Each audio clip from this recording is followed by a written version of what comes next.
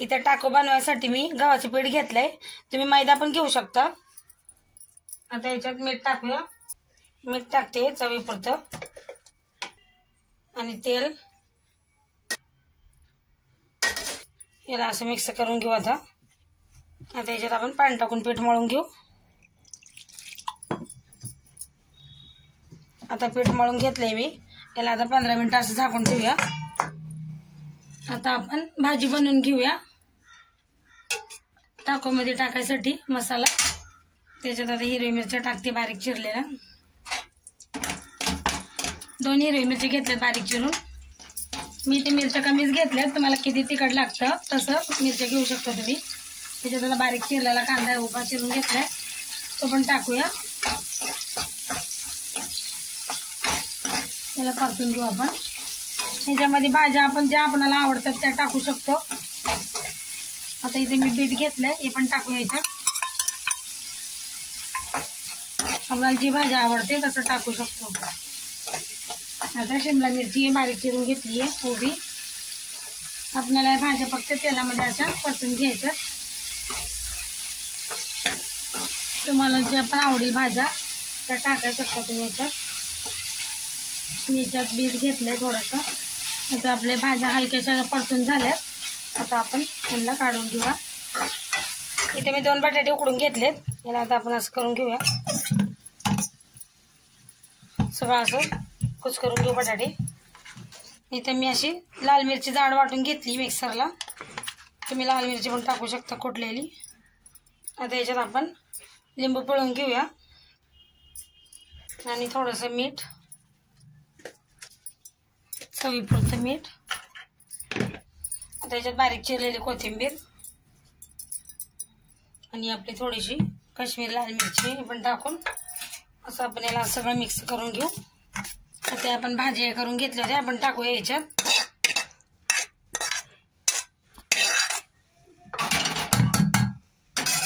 सगळं असं मिक्स करून घेऊ। आता आपला सगळा मसाला तयार झालाय, आता टाकू आपण चपात्या तयार करून घेऊया। इथे आता 15 मिनिटं झालेत, पीठ पण आपलं चांगलं भिजलंय आता मस्त। आता आपण याचे लाटून घेऊया, अशी मोठी चपाती लाटून घ्यायची आपण। आता इथे लाटून घेतली मी, याचे कट करून घेते।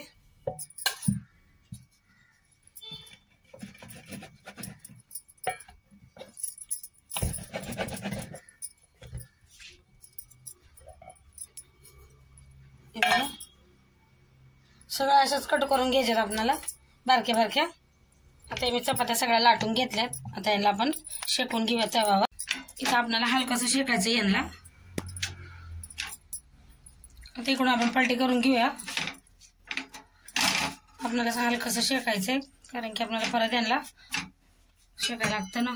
आता यांना आपण काढून घेऊया, बाकीच्या सगळ्या अशा आपण शेकून घेऊ। सगळ्या चपात्या अशा शेकून घेतल्यात कच्च्या पक्क्या। तुम्हाला पिठामध्ये हळद टाकायची असेल तर टाकू शकता तुम्ही। आता याला आपण इथे मी केचप घेतले, टमाटर, तुम्हाला जी चटणी सॉस आवडत असेल ते लावू शकता तुम्ही।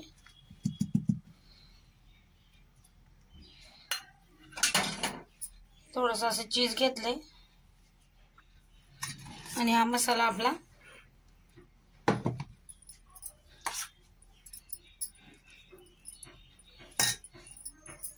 याच्यावरती बी चीज।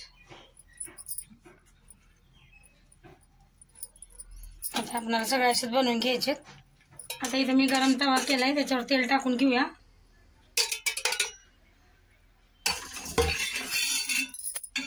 आणि आपल्याला हे असं तळून घ्यायचं।